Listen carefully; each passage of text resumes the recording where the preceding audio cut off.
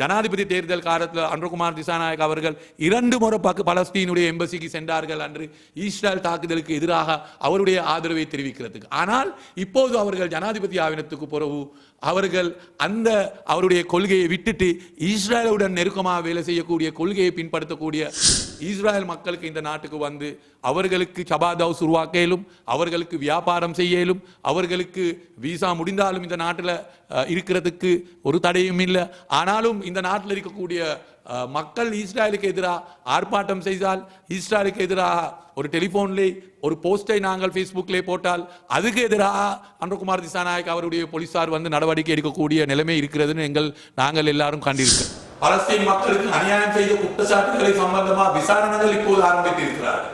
அப்படி ஆரம்பித்திருக்கிற நேரத்தில் தான் இலங்கை அரசாங்கம் இஸ்ரேலில் இருக்கக்கூடிய மக்களுக்கு இலங்கைக்கு வருவதற்கு ஃப்ரீ விசா அன்ருகுமார் திசாநாயகவுடைய அரசாங்கம் வழங்கியிருக்கிறார்.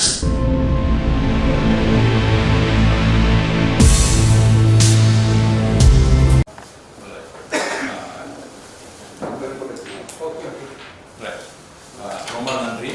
இன்று இந்த பத்திரிகை மாநாட்டிலே முக்கியமான ஒரு விடயத்தை பேச வேணும். என்னென்றால் எங்களுக்கு தெரியும், இன்று எங்களுடைய அன்ருகுமார் திசாநாயகவுடைய அரசாங்கம் கடந்த காலத்தில் அவர்கள் எதிர்கட்சியிலே இருக்கிற காலத்தில் பலஸ்தீனை சம்பந்தமாக மிக தெளிவான ஒரு கருத்திலே இருந்தார். பலஸ்தீனுக்கு விடுதலை கிடைக்க வேணும், இஸ்ரேல் செய்கிற அநியாயங்களை நாங்கள் எதிர்க்க வேணும், இஸ்ரேலோடு இருக்கக்கூடிய தொடர்புகளை நிறுத்த வேண்டும் என்று அவர்கள் அன்று அமெரிக்கன் எம்பசி முன்னாலே வைத்து அன்ருகுமார் திசாநாயக்க அவருடைய தலைமைக்கு பல ஆர்ப்பாட்டங்கள் செய்து அந்த வரலாறு எங்களுக்கு தெரியும். எனவே இப்போது இவர்கள் ஆட்சிக்கு வந்ததுக்கு பிறகு எங்களுக்கு விலகி இருக்கக்கூடிய நிலைமை தான் இவர்கள் வர வர இஸ்ரேலுடன் மிக நெருக்கமாக வேலை செய்யக்கூடிய நிலைப்பாடு ஒன்று இப்போது உருவாகி இருக்கிறது. என்னென்றால் நாங்கள் பார்த்தோம் என்றால் இன்று பலஸ்தீன் மக்களுக்கு எதிராக இஸ்ரேல் அரசாங்கம் செய்யக்கூடிய கொள்கைகளை எதிர்த்து உலகத்தில் இருக்கக்கூடிய பல நாடுகள் இப்போது ஒன்று சேர்ந்து இருக்கிறார்கள். அவர்கள் ஒன்று சேர்ந்து இதுக்கு எதிராக பல போராட்டம் செய்து கொண்டிருக்கிறார்கள். இன்று பல ஐரோப்பிய நாடுகள் ஒன்று சேர்ந்து இருக்கிறார்கள். எனவே இன்று இஸ்ரேல் செய்யக்கூடிய இந்த படுகொலைகளுக்கு எதிராக உலகத்தில் இருக்கக்கூடிய நாடுகள் தலைவர்கள் அப்படி வேலை செய்து கொண்டு இருக்கக்கூடிய இந்த நேரத்தில் அன்ருகுமார் திசாநாயகவுடைய அரசாங்கம் இலங்கைக்கு வரக்கூடிய இஸ்ரேல் நாட்டுக்கு சேர்ந்த மக்களுக்கு அவர்களுக்கு ஃப்ரீயா வீசா கொடுக்கிறதுக்கு அனுமதியை வழங்கியிருக்கிறார். இப்ப இந்த ஃப்ரீயா வீசா கொடுக்கக்கூடிய அனுமதியை வழங்கி 40 நாடுகள் இருக்கிறது. அந்த 40 நாடுகள்ல இஸ்ரேலையும் அவர்கள் உள்வாங்கி இருக்கிறார்கள். இது எந்த நோக்கத்தில் உள்வாங்கினார்கள் என்று தான் இப்போதிக்கக்கூடிய கேள்வி. என்னென்றால் இப்போது இந்த இருக்கக்கூடிய இஸ்ரேலுடைய நாட்டை பொறுத்தவரையில் அவர்களுடைய நாட்டில் இருக்கக்கூடிய மனித உரிமை இயக்கங்கள் கூட இன்று மிக கடுமையாக இஸ்ரேல் அரசாங்கத்தை கண்டித்திருக்கிறார்கள். பலஸ்தீனுக்கு செய்த அநியாயத்தை சம்பாதித்து அவர்கள் கூட அவர்களுடைய எதிர்ப்பை தெரிவித்திருக்கிறார்கள். ஆனாலும் எங்களுடைய நாட்டில் கடந்த காலத்தில் நாங்கள் பார்க்கிறோம், சபாத் ஹவுஸ் உருவாக இருக்கிறது. அது சட்டமூலமா பிழை என்று அரசாங்கம் ஏற்றுக்கொண்டிருக்கிறார்கள். ஆனால் அதை நிறுத்துறதுக்கோ அதை மூட்டுறதுக்கோ ஒரு நடவடிக்கையும் இன்னும் அரசாங்கம் எடுக்கவில்லை. அதுவிலே உள்ளிலே நாங்கள் பார்த்தோம் என்றால் இப்போதிக்கக்கூடிய தகவல் அவர்களுடைய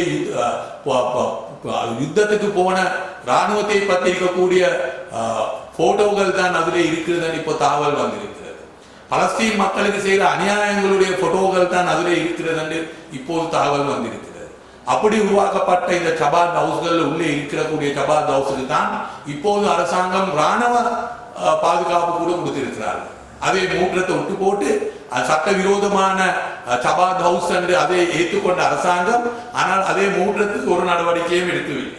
எனவே இப்போது இஸ்ரேல் அரசாங்கத்துக்கு எதிராக சர்வதேச நீதிமன்றத்திலே அந்த ஜனாதிபதிக்கு எதிராக பல போர் குற்றச்சாட்டுகள் இருக்கிறது. பலஸ்தீன் மக்களுக்கு அநியாயம் செய்த குற்றச்சாட்டுகளை சம்பந்தமாக விசாரணைகள் இப்போது ஆரம்பித்திருக்கிறார்கள். அப்படி ஆரம்பித்திருக்கிற நேரத்தில் தான் இலங்கை அரசாங்கம் இஸ்ரேலில் இருக்கக்கூடிய மக்களுக்கு இலங்கைக்கு வருவதற்கு ஃப்ரீ விசா அன்ருகுமார் திசாநாயகவுடைய அரசாங்கம் வழங்கியிருக்கிறார்கள். எங்களுடைய நாட்டிலே அரசாங்கங்களை நாங்கள் எடுத்தால் எல்லா அரசாங்கமும் உள்நாட்டிலே கொள்கைகள் எவ்வளவு வித்தியாசமா இருந்தாலும் ஆனால் இஸ்ரேல் சம்பந்தப்பட்ட கொள்கையிலே எல்லாரும் ஒரே கொள்கையிலே இருந்திருக்கிறார்கள். சினிமாவு பண்டாரநாயக் அவர்கள், ஆர் பிரேமதாஸ் அவர்கள், சந்திரிகா பண்டாரநாயக், மஹிந்த ராஜபக்ச, அதே போல மைத்ரிபால சிறிசேன அவர்களுடைய காலத்தில் கூட அவர்கள் இஸ்ரேல் சம்பந்தப்பட்ட விடயத்தில் பலஸ்தீனுக்கு ஆதரவா இருந்த ஒரு நாடா எங்களுடைய நாடு பற்றி உலகத்தில் இருக்கக்கூடிய எல்லா நாடும் அறிந்து கொண்டிருந்தார்கள். எங்களுடைய நாடு வந்து பலஸ்தீனுக்கு ஆதரவாக இருக்கக்கூடிய ஒரு நாடு, பலஸ்தீன் மக்களுடைய உரிமைகளை பாதுகாக்கக்கூடிய ஒரு நாடு என்று அப்படி ஒரு வரலாறு எங்களுடைய நாட்டுக்கு இருந்தது.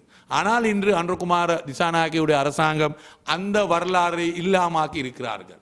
அந்த வரலாறு இல்லாமாக்கி அவர்களுடைய அரசியல் வரலாறிலே அவர்கள் பலஸ்தீனை பற்றி கடந்த பல காலத்திலே பலஸ்தீனை பற்றி பேசிக்கொண்டு வந்த அந்த வரலாறையும் கூட இப்போது அவர்கள் அழித்து இஸ்ரேலுடைய மிக நெருக்கமாக வேலை செய்யக்கூடிய ஒரு நாடா இலங்கை நாட்டை இன்று ஜனாதிபதி அன்றகுமார் திசாநாயக் அவர்கள் மாற்றிருக்கிறார்கள்.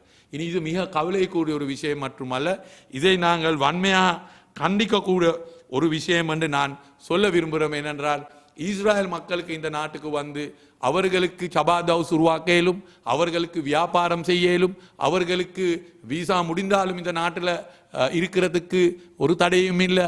ஆனாலும் இந்த நாட்டில் இருக்கக்கூடிய மக்கள் இஸ்ரேலுக்கு எதிராக ஆர்ப்பாட்டம் செய்தால், இஸ்ரேலுக்கு எதிராக ஒரு டெலிஃபோன்லே ஒரு போஸ்டை நாங்கள் ஃபேஸ்புக்லேயே போட்டால் அதுக்கு எதிராக அன்றகுமார் திசாநாயக் அவருடைய போலீசார் வந்து நடவடிக்கை எடுக்கக்கூடிய நிலைமை இருக்கிறதுன்னு நாங்கள் எல்லாரும் கண்டிருக்கிறோம். அண்மையிலே 9 மாதம் ஒரு இளைஞரை கைது செய்து அவருடைய டெலிஃபோனில் இஸ்ரேலுக்கு எதிராக ஒரு போஸ்ட் இருந்ததுண்டு அது சம்பந்தமாக 9 மாதம் பயங்கரவாத சட்டம் கீழே அவரை கைது செய்து 9 மாதம் வீச்சு கொண்டிருந்து இப்போது அவரை புனேலே விடுவித்து இருக்கிறார்கள் 2 வாரத்துக்கு முன்னால். எனவே இப்போது இந்த அரசாங்கத்துடைய பயணம் மிக தெளிவாக விளங்கி இருக்கிறது. இவர்கள் அன்று எதிர்காட்சியிலே இருக்கிற காலத்தில் பலஸ்தீனுக்கு ஆதரவாக இருந்தார்கள்.